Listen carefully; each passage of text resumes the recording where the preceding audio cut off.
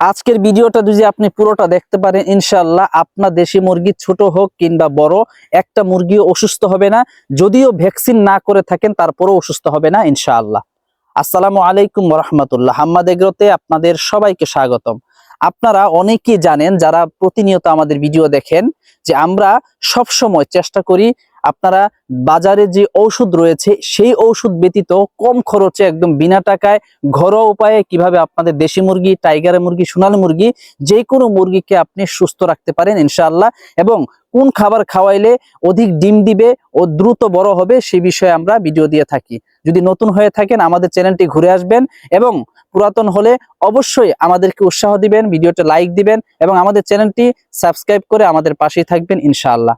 তো আজকে আপনাদেরকে এমন দুইটা টিপস দিব, অর্থাৎ আপনাদের মুরগি যদি ভ্যাকসিন না করান, বাচ্চা মুরগি হোক অথবা বড় মুরগি, অনেক সময় দেখা যায় আমাদের সময়ের অভাবের কারণে আমাদের মুরগিগুলোকে ভ্যাকসিন করাতে পারি না।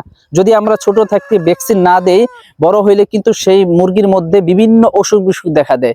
এই জন্য ভ্যাকসিন না করা থাকলে বিভিন্ন অসুখ, যেমন চুনা পায়খানা, ঝিমানো ভাব, ঠান্ডা লেগে যাওয়া বা ঘন ঘন কাশি হওয়া, এই ধরনের বিভিন্ন সমস্যা হইতে পারে যদি ভ্যাকসিন না করা থাকে। তো তারা কি করবেন, তারা আজকে আমার এই টিপসটা ফলো করেন, ইনশাআল্লাহ আপনাদের এই সমস্যা হবে না। প্রথমত আপনারা দুইটা উপাদান নেবেন, ঘরোয়া উপাদান, যেগুলো আমাদের ঘরে, প্রত্যেকের ঘরে রয়েছে। প্রথমত যেই উপাদানটি নেবেন সেটা হচ্ছে পান পাতা নেবেন। পান পাতা চিনে না এমন কেউ নেই, সকলের ঘরে মা, দাদি, চাচিরা পান খেয়ে থাকে।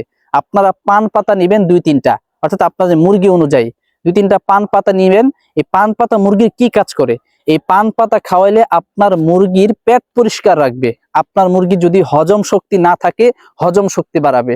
অর্থাৎ আপনার মুরগি যদি পেট পরিষ্কার না থাকে, হজম শক্তি যদি না বাড়ে, তাহলে কিন্তু আপনার মুরগির চুনা পায়খানা হবে, চুনা পায়খানা ভালো হবে না। এই জন্য আপনারা পান পাতা নেবেন। এরপরে দ্বিতীয় যে উপাদানটি নেবেন সেটা হচ্ছে রসুন। রসুন আমরা সকলেই জানি একটা অ্যান্টিবায়োটিক উপাদান। এই রসুন খাওয়ালে আপনার মুরগির ঠান্ডা ভাব দূর হয়ে যাবে, আপনার মুরগির ঝিমানো ভাব দূর হয়ে যাবে ইনশাআল্লাহ। এই জন্য আপনারা পান পাতা নিবেন, রসুন নিবেন। নেওয়ার পরে এই দুইটা উপাদান আপনারা পেস্ট করবেন ব্লেন্ডারে অথবা ছেঁচুনি দিয়ে।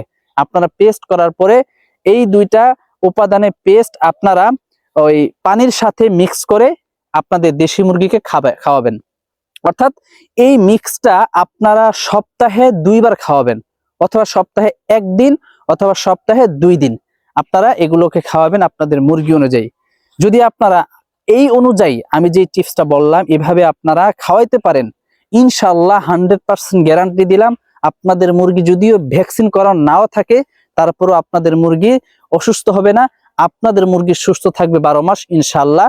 যেভাবে আমি আমার মুরগিগুলোকে এইভাবে প্রাকৃতিকভাবে ভ্যাকসিন করে থাকি। তো বন্ধুরা, ভিডিওটি ভালো লাগলে অবশ্যই লাইক দিবেন, আপনার মূল্যবান মতামত কমেন্টে জানাবেন, এবং এই ধরনের ভিডিও পেতে অবশ্যই আমাদের চ্যানেলটি সাবস্ক্রাইব করে আমাদেরকে উৎসাহ দিবেন ইনশাআল্লাহ।